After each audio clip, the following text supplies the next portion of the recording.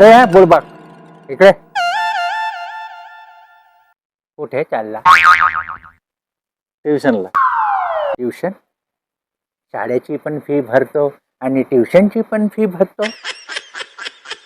भरावं लागतो. तुझी बायको तर चांगली शिकलेली आहे ना? आहे ना शिकलेली. मग शिकलेली बायको करता आणि मुलांना ट्युशनला पाठवता. मग शिकलेली बायको काय सासू सासऱ्यामध्ये हवा भावामध्ये भांडणं करण्यासाठी करता का रे? हा? बोबडी वाढली का तुझी? कशाला पाहिजे?